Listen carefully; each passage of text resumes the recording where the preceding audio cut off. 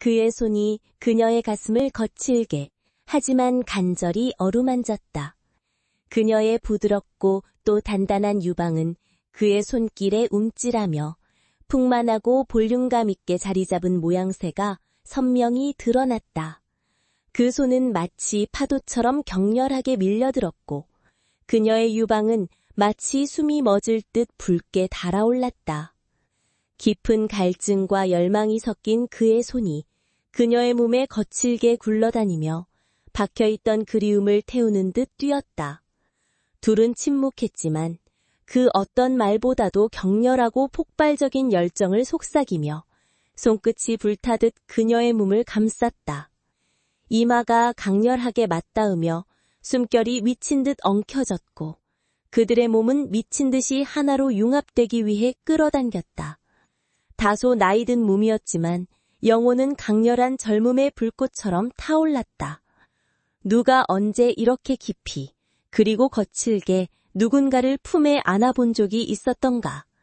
그의 손이 그녀의 등을 사납게 감싸 안았고 그녀는 그 거친 품에 기대어 놓을 수 없는 집착으로 몸을 내던졌다. 그 순간 둘은 세상 어떤 보는 눈도 잃어버린 시간도 신경 쓰지 않았다. 그 밤은 그리움과 욕망이 용암처럼 폭발하며 뜨겁게 타오르기 시작했다. 해숙은 남편이 세상을 떠난 지 6년이 흘렀지만 매주 토요일 오전이면 늘 하던 대로 검은 코트를 입고 시내에서 조금 떨어진 추모관으로 향했다. 꽃은 빠짐없이 갈아주었고 물티슈로 작은 유리문을 정성껏 닦았다. 남편은 아무 말도 하지 않았고 해숙도 그 침묵에 점점 익숙해져 갔다. 그날도 여느 때와 다르지 않았다. 다만 그날은 그가 먼저 와 있었다. 남편과 가장 가까웠던 친구, 한지만. 부부 동반으로 여행도 자주 다녔고 연휴가 되면 함께 밥을 먹고 술잔을 나누던 사이였다. 그의 뒷모습은 예정보다 조금 더 굽어 있었지만 여전히 단정했고 무엇보다 낯익었다. 아, 해숙씨. 그가 먼저 해숙을 발견하고 고개를 숙였다. 해숙은 가볍게 목례를 하며 다가섰다.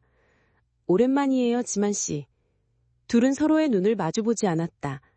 말은 짧았고 공기는 무거웠지만 오래된 사이란 참 묘해서 짧은 인사만으로도 과거의 감정들이 물밀듯이 쏟아져 내렸다.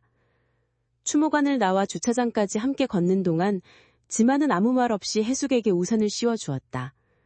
보슬비가 촉촉히 내려앉는 추모관 마당을 가로지르며 그들의 발걸음은 조용히 이어졌다.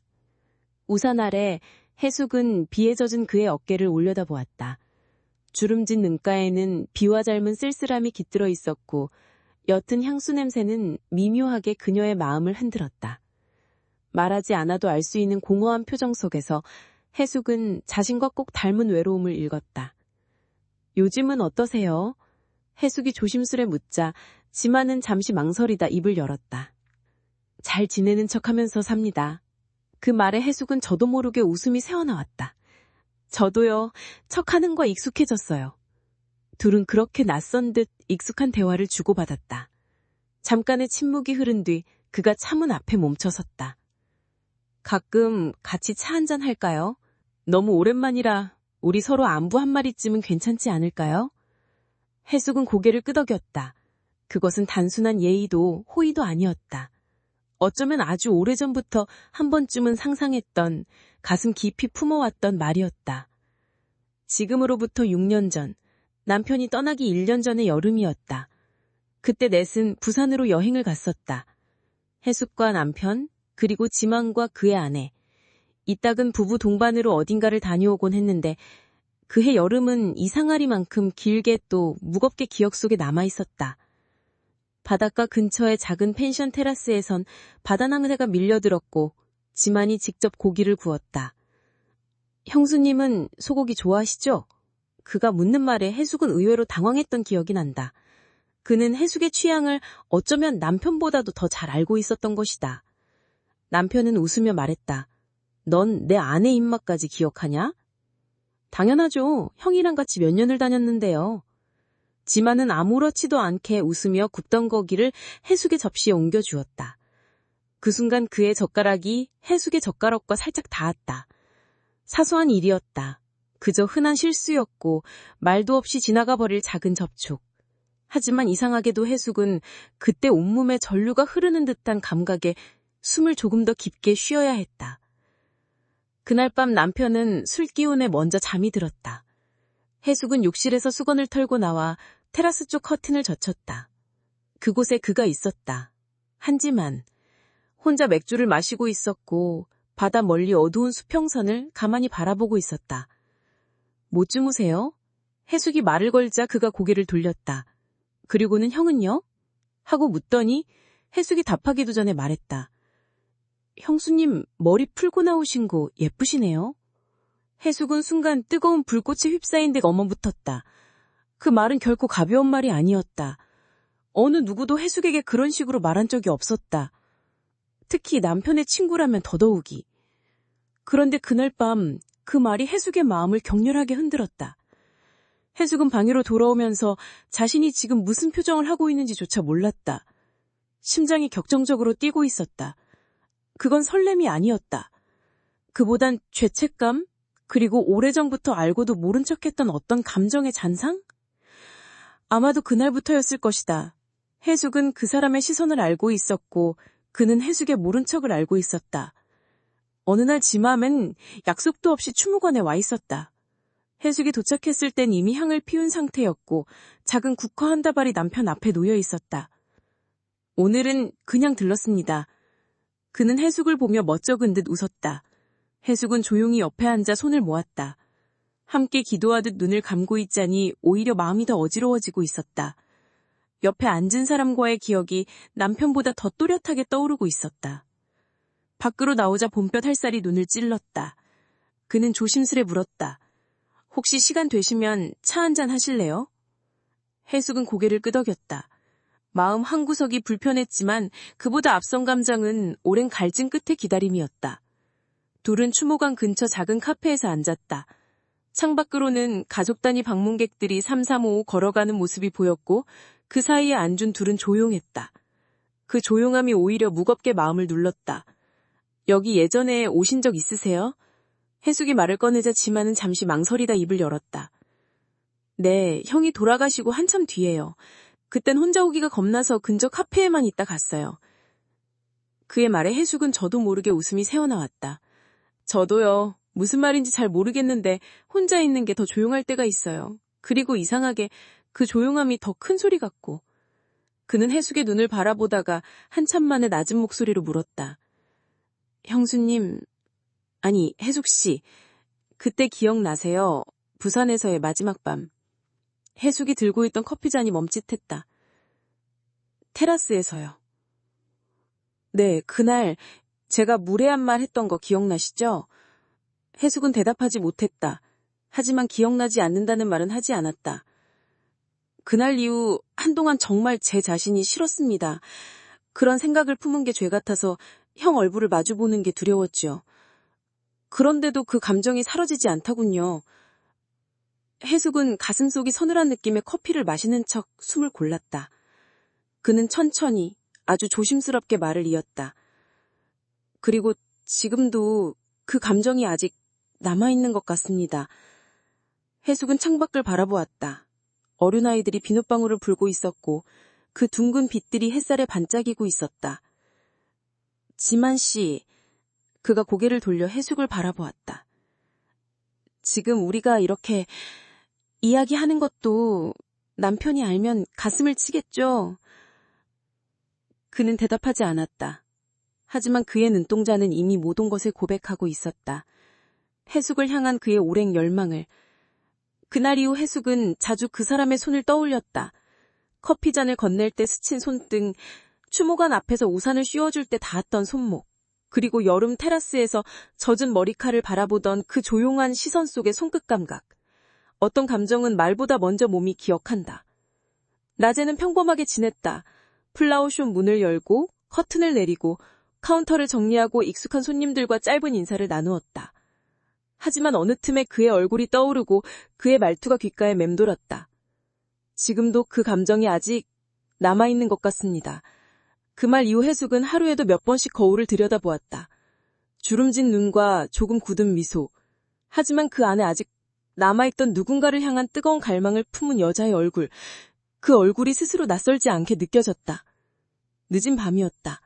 플라워숍 문을 닫고 정리 중에 핸드폰이 울렸다. 하지만 해숙은 한참 망설이다 전화를 받았다. 네, 죄송합니다. 이 시간에. 그냥 도저히 안 될 것 같아서요. 무슨 일이세요? 지금 뵐 수 있을까요? 그 짧은 말이 그 어떤 말보다 해숙의 심장을 격하게 울렸다.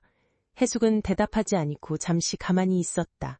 그러다 오세요 하고 말했다. 그가 왔다. 늦은 밤 아무 손님도 없는 플라워숍. 간판은 꺼졌고 커튼은 절반쯤 닫혀 있었다. 그는 말없이 앉았고 해숙은 따뜻한 차 한 잔을 내왔다. 둘은 말없이 서로를 바라봤다. 말보다 더 농밀한 감정들이 흐르고 있었다. 지만이 먼저 입을 열었다. 자꾸 생각나요. 형도, 형수님도, 그날 밤도. 그런데 무엇보다 자꾸 떠오르는 건 그는 말을 멈췄다. 뭐예요? 해숙이 조용히 물었다. 그는 해숙을 향해 시선을 옮겼다. 그날 테라스에서 형수님이 수건을 털며 웃던 모습이에요. 해숙은 그 순간 무언가 안에서 뚝 끊어지는 소리를 들었다. 아주 오래된 어떤 인내심이 바닥을 보이며 조용히 무너지는 소리. 그런 거 기억하지 마세요. 해숙은 웃으며 말했지만 그 웃음은 너무 흔들려 있었다. 기억할 수밖에 없습니다. 그때 이후로 저는 계속 그 손이 생각났거든요. 그가 해숙의 손등을 바라봤다. 해숙은 그 시선이 무서웠다. 하지만 그 시선이 온몸의 세포를 깨울 만큼 간절했다. 그래서 해숙은 그의 손을 뿌리치지 않았다. 그날 밤 이후 그는 자주 플라워샵에 들렀다. 손님이 없는 늦은 오후, 커튼 사이로 햇살이 기울어지는 시간. 둘은 서로를 바라보지 않고도 서로의 모든 것을 알아챘다. 그는 늘 같은 자리에 앉았고 해숙은 그 앞에 말없이 차를 내왔다. 누가 먼저였는지는 중요하지 않았다. 그날부터 둘은 말 대신 눈빛으로 그리고 숨결로 서로를 탐하고 있었다. 이건 죄일까요?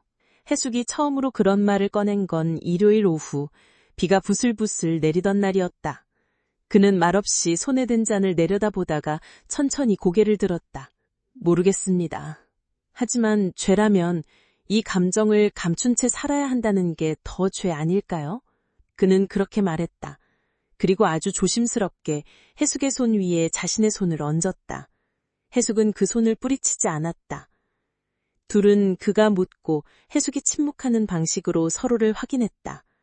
그날 밤 플라워샵 문을 닫은 뒤 그는 돌아가지 않았다. 해숙은 말하지 않았다. 머물러요 라고 말한 적 없지만 그는 해숙의 뒤에 조용히 섰고 해숙은 그를 내어주었다. 방 안은 고요했고 밖에서는 봄비가 유리창을 타고 흘렀다. 그의 손이 해숙의 어깨를 감싸 안았고 해숙은 그의 온기에 이끌려 아주 천천히 눈을 감았다. 해숙 씨. 그가 해숙의 이름을 불렀다. 그렇게 다정하게 마치 오랜 시간 기다려온 연인을 부르듯 그렇게 조심스럽게 부르는 사람은 아주 오랜만이었다. 이렇게 말하면 당신이 화낼지도 모르겠지만 나 그 사람보다 먼저 당신을 사랑했습니다. 해숙은 숨이 막혔다. 당신이 웃을 때, 당신이 책장을 넘길 때, 당신이 형의 옆에 있을 때 그 모든 순간이 저를 미치게 만들었습니다. 해숙은 그의 품 안에서 움직이지 않았다. 움직이면 모든 것이 무너질까봐. 하지만 당신은 그의 친구였잖아요. 겨우 짜는 해숙의 목소리는 너무 작고 너무 떨렸다. 그는 말없이 이마를 해숙의 이마에 붙였다. 그게 제가 지금까지 당신 앞에 오지 못한 이유였습니다. 그리고 지금은요? 이제는 형보다 먼저가 아니라 당신의 온전한 곁에 있는 사람이고 싶습니다. 그날 밤 그는 돌아가지 않았다. 플라워샵의 불이 모두 꺼지고 문을 잠근 뒤 둘은 말없이 마주섰다. 그의 시선이 해숙의 어깨 위로 천천히 미끄러졌다. 해숙은 눈을 감았다. 그리고 아주 천천히 그의 손이 해숙의 뺨을 어루만졌다. 그 손길은 해숙의 마음 깊숙이 박힌 그리움을 녹여내듯 따뜻했다. 둘은 말이 없었다. 하지만 그날만큼은 그 어떤 말보다 타오르는 듯한 뜨거운 침묵이 서로를 휘감았다. 그의 손이 그녀의 유방을 거칠게 하지만 간절히 어루만졌다. 그녀의 부드럽고 또 단단한 유방은 그의 손길에 움찔하며 풍만하고 볼륨감 있게 자리잡은 모양새가 선명히 드러났다. 그 손은 마치 파도처럼 격렬하게 밀려들었고 그녀의 젖꼭지는 마치 숨이 멎을 듯 붉게 달아올랐다. 깊은 갈증과 열망이 섞인 그의 손이 그녀의 몸에 거칠게 굴러다니며 박혀있던 그리움을 태우는 듯 뛰었다. 둘은 침묵했지만 그 어떤 말보다 격렬하고 폭발적인 열정을 속삭이며 손끝이 불타듯 그녀의 몸을 감쌌다. 이마가 강렬하게 맞닿으며 숨결이 미친 듯이 엉겼고 그들의 몸은 미친 듯이 하나로 융합되기 위해 끌어당겼다. 다소 나이든 몸이었지만 영혼은 강렬한 젊음의 불꽃처럼 타올랐다. 누가 언제 이렇게 깊이 그리고 거칠게 누군가를 품에 안아 본 적이 있었던가? 그의 손이 그녀의 등을 사납게 감싸 안았고 그녀는 그 거친 품에 기대어 놓을 수 없는 집착으로 몸을 내던졌다. 그 순간 둘은 세상 어떤 보는 눈도 잃어버린 시간도 신경 쓰지 않았다. 그 밤은 그리움과 욕망이 용암처럼 폭발하며 뜨겁게 타오르기 시작했다. 다음 날 아침 그 사람은 말없이 해숙의 머리끝맡에 앉아 조용히 그녀를 바라보고 있었다. 해숙은 그 눈빛에서 처음으로 진정한 사랑이라는 단어를 부끄럼 없이 온전히 느낄 수 있었다. 가게 문을 닫을 시간 종이 쪽지의 잉크가 아직 덜 말랐다는 사실이 괜히 눈에 밟혔습니다. 사장님 참 용감하시네요. 해숙은 그 문장을 한 번 더 떠올리려다 접어버렸습니다. 그때 문이 벌컥 열렸고 딸이 들어왔습니다. 인사 없이 숨도 고르지 않은 채. 엄마, 한지만 아저씨랑 정말 맞나?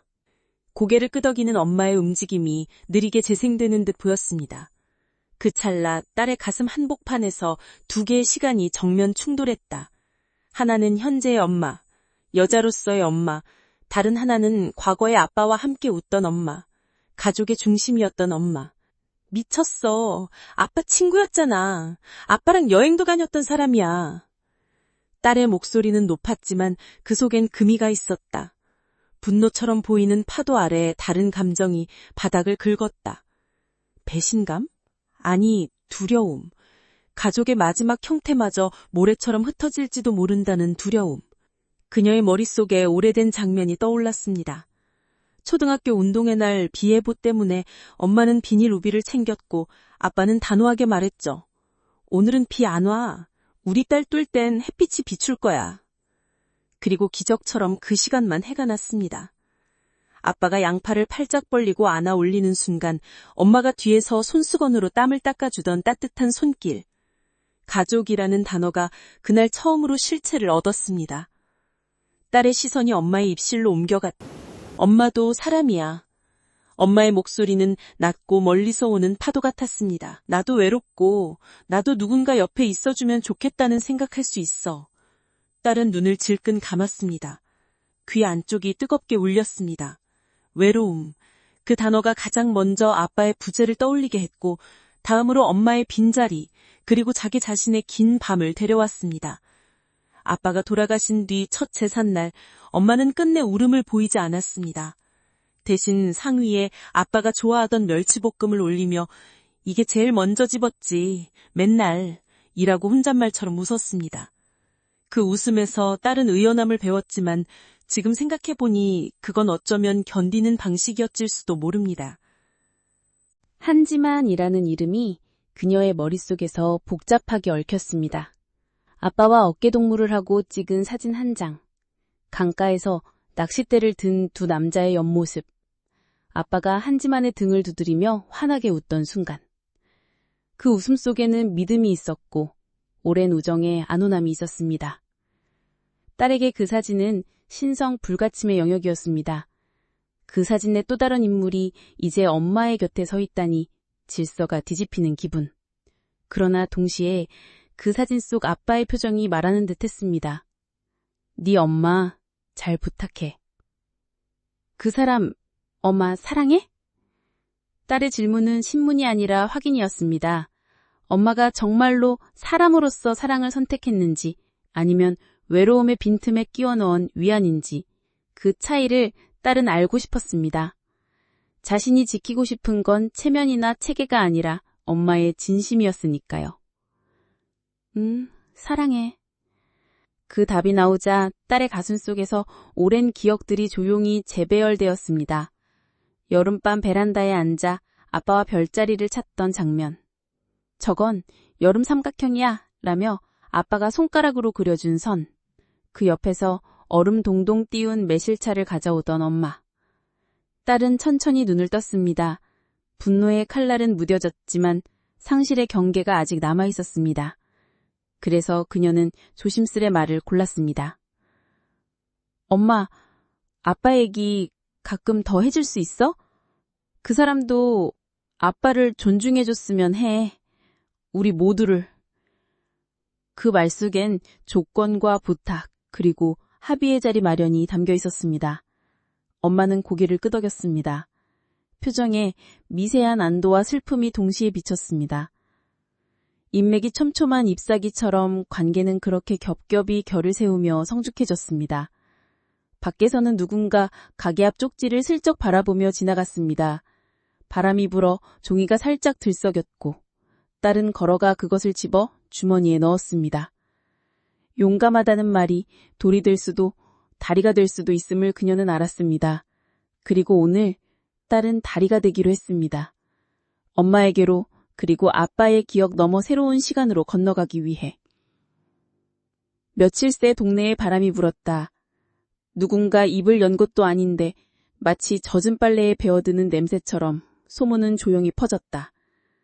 카운터에 컵을 놓던 단골들은 예전처럼 오래 머물지 않았고 마주치던 시선은 잠깐 머뭇하다가 이내 공중으로 흩어졌다.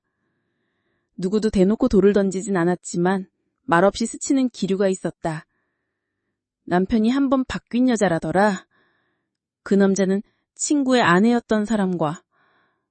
속삭임은 골목 모퉁이를 돌아 나뭇잎에 닿듯 찾아들었다가 다시 잔물결처럼 번져갔다. 해숙은 처음엔 신발끈을 다시 매듯 마음을 고쳐 묶고는 무시하려 했다. 하지만 하루가 가고 이틀이 흐를수록 등 뒤로 느껴지는 공기의 모양이 점점 또렷해졌다.